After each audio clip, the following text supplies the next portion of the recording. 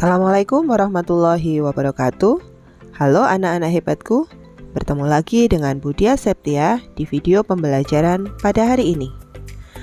Nah anak-anak, sebelum memulai kegiatan pembelajaran pada hari ini, marilah kita berdoa terlebih dahulu menurut agama dan kepercayaan masing-masing. Berdoa dimulai. Berdoa selesai. Nah, anak-anak, pernahkah kalian berlari di lapangan sekolah? Setelah kalian berlari, bagaimana yang terjadi dengan frekuensi pernafasan kalian? Apakah lebih cepat atau justru malah lebih lambat? Ya, frekuensi pernafasan kalian tentu saja akan semakin cepat. Mengapa hal tersebut bisa terjadi? Nah, untuk menjawab pertanyaan tersebut, maka pada hari ini kita akan belajar tentang frekuensi pernafasan dan volume pernafasan manusia. Tujuan pembelajaran pada hari ini yang pertama adalah siswa dapat mengetahui faktor-faktor yang mempengaruhi frekuensi pernafasan manusia. Yang kedua, siswa dapat menjelaskan macam-macam volume pernafasan pada manusia. Anak-anak, pada pertemuan sebelumnya kalian telah melakukan kegiatan 8.3, yaitu menyelidiki faktor-faktor yang mempengaruhi frekuensi pernafasan pada manusia. Nah, bagaimanakah hasil pengamatanmu? Mari kita bahas pada materi berikut ini. Faktor-faktor yang mempengaruhi frekuensi pernafasan diantaranya adalah yang pertama, umur. Semakin bertambah umur seseorang, maka semakin rendah frekuensi pernafasannya. Hal tersebut terjadi karena semakin tua umur seseorang, maka proporsi kebutuhan energinya lebih sedikit, sehingga oksigen yang diperlukan pun juga akan lebih sedikit. Faktor yang kedua adalah jenis kelamin. Pada umumnya, laki-laki lebih banyak bergerak, sehingga lebih banyak memerlukan energi. Kebutuhan oksigen dan produksi karbon dioksida pada laki-laki juga lebih tinggi. Hal ini menunjukkan bahwa proses metabolisme pada laki-laki jauh lebih tinggi daripada perempuan. Jadi, frekuensi pernafasan laki-laki lebih tinggi daripada frekuensi pernafasan perempuan. Yang ketiga adalah faktor suhu tubuh.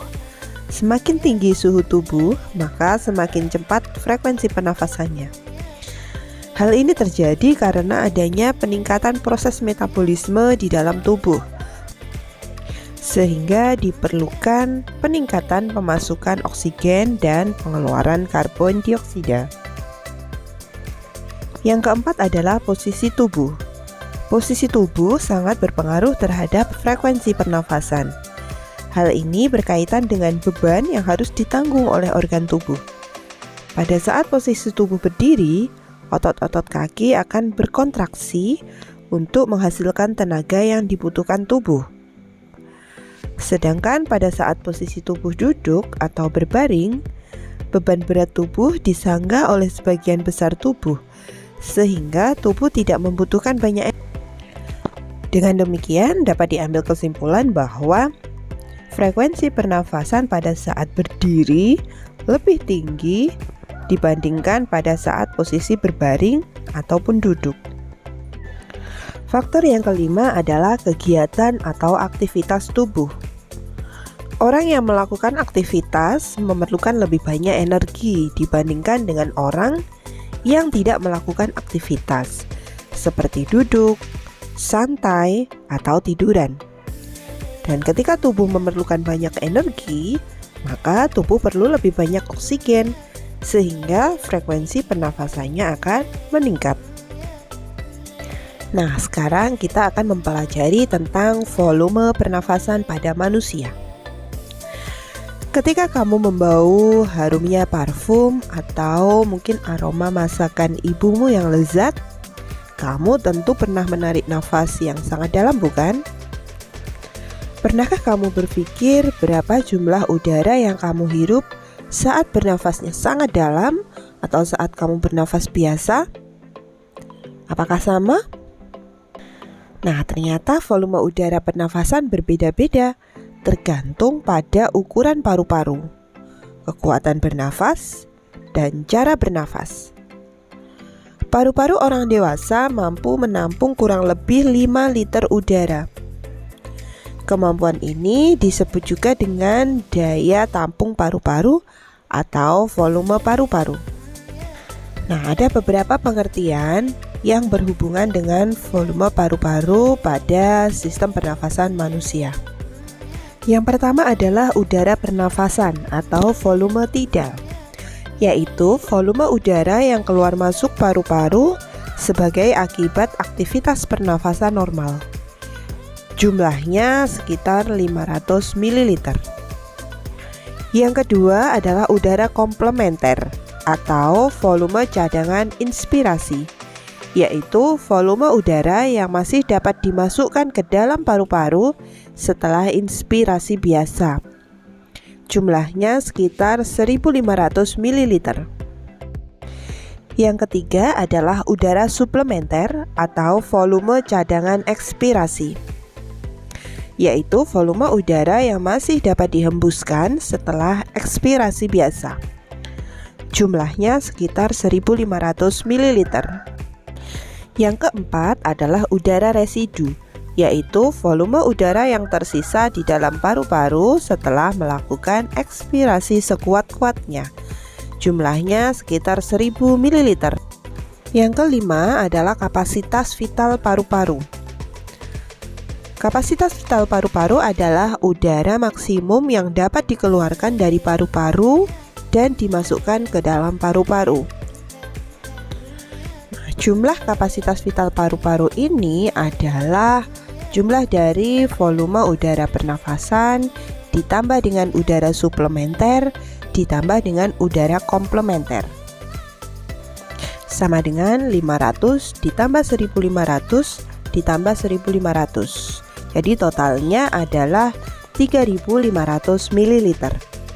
Yang keenam adalah kapasitas total paru-paru.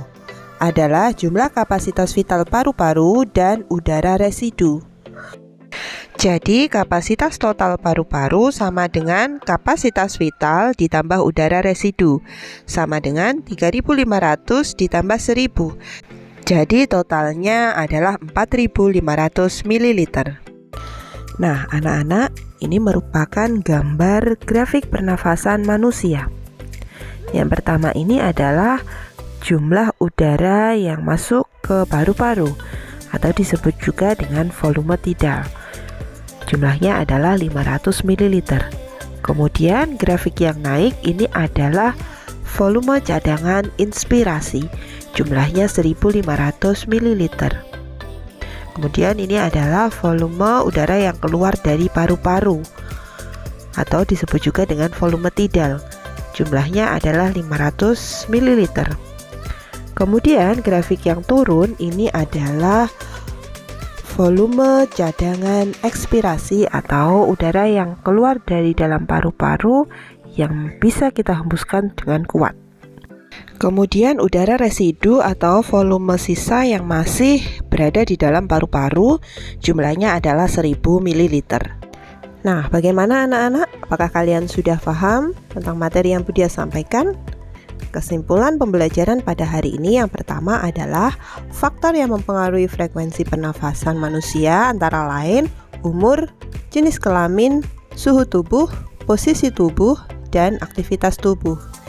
Yang kedua, macam-macam volume pernafasan, ada udara pernafasan, udara suplementer, udara komplementer, udara residu, kapasitas vital paru-paru, dan kapasitas total paru-paru. Terima kasih telah menyaksikan video ini dan sampai jumpa di video berikutnya. Assalamualaikum warahmatullahi wabarakatuh.